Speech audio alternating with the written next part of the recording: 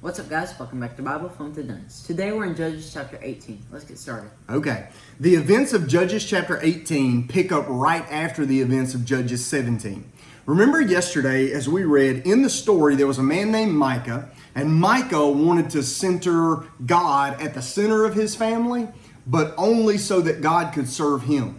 So this is one of those situations where he goes out and he finds a priest to come live at his house. He creates the priest's clothing that the priest would wear, and he is trying to run God so that God would bless him. By the way, that's not how God works. And so this priest living at his house is really the catalyst for the story into chapter number 18. In chapter number 18, we're introduced to the tribe of Dan. Dan is one of the smallest and the weakest tribes in Israel. And what's interesting is a few days ago, we learned about their most famous member. So Dan is the tribe of Samson. So the strongest man in the Bible came from the weakest tribe. And in this story, the tribe of Dan comes in. Jax is going to tell you a little bit about that, but that's the background. This is Samson's family. And so let's listen to what happens. Go. Okay, so basically the tribe of Dan, they send 5 people to go and scout out land within the promised land that they can go and expand to. So they find this small place, and what's it called? They end up in a place called Laish. Laish. So they find this place called Laish, and it fits their criteria for a good place. It's easy to take over, and so they go there and they take the city, and they go to Micah's house, and they take the priest there and tell him that he's going to get a raise, and instead of being a priest for just that one family, he can be the priest for the whole tribe. All right, so he got a promotion and a raise, and so since he's been in it from the money anyway, because he was working for Micah, now he's just going to go work for others. So this priest goes into Micah's house when Micah's not paying attention, Micah's not home. He takes all the idols, he takes the priestly garments, and he runs off with the tribe of Dan.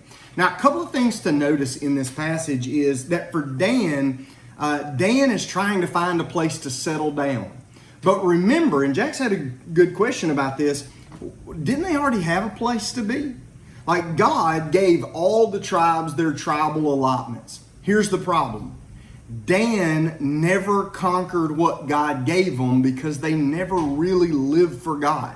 And so in order to conquer, they were going to have to work with him, live with God, surrender to him so he would give them the strength to be able to accomplish what was going on. Because they didn't do that, they couldn't defeat their enemies, so they're looking to go live somewhere else where they can conquer something in their own strength. This goes back to an old prophecy in the book of Genesis that Jacob's last words, when he's giving kind of a prophecy about his sons, he said this about Dan. He said, Dan shall be a serpent by the way, a viper by the path, that bites the horse's heels so that its rider falls backwards. So Dan was going to end up being the kind of tribe that just lashes out and bites at and hurts whoever's around. Because when they didn't control their own land, they went and they took other Israelite land. I mean, these are not good guys. The other side to this story is this Levite that comes in. This Levite who's all around, and he's worshiping, and he's leading in worship. This has long-term consequences. Here's what happens. When this Levite leaves with the tribe of Dan, they go up far north in Israel.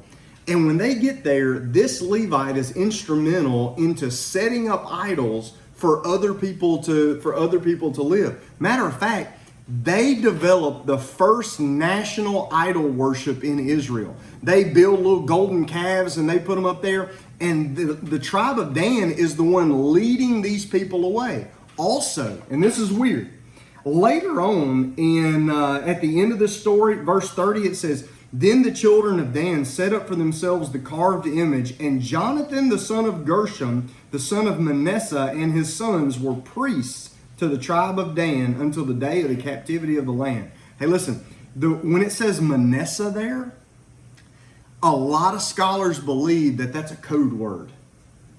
That his name wasn't really Manasseh, it was a code word to try to soften the blow of who this actually was. And a lot of scholars say that that was actually Moses. So that this wicked Levite was Moses' grandson. And the one that set up these idols was the family, the direct descendant of Moses. When we go, well, is that it? And I go, well, I don't know. I wasn't there.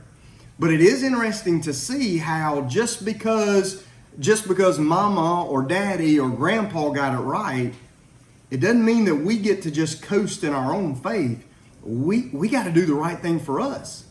So you got to do the right thing. You got to serve the Lord. You can't just ride the coattails of your family either. There's a really important kind of key to this story, that all throughout this story, everybody is using God's name. We want God to bless us. The Danites are saying, hey, pray to God and ask him if he's going to bless us. Everybody's talking about God, but nobody is actually obeying God. And that's going to be a big strike against the folks in this story. It gets really, really hairy, and it just gets ugly. And here's the key. Just because you talk about God doesn't mean you're serving God. Just because you know about him doesn't mean you know him. And just because you're on the move doesn't mean you're in his will. So let's be very careful. Let's be faithful in how we serve God. And let's obey him in all that we do. Keep reading, and we'll keep studying the book of Judges. See you tomorrow. Bye.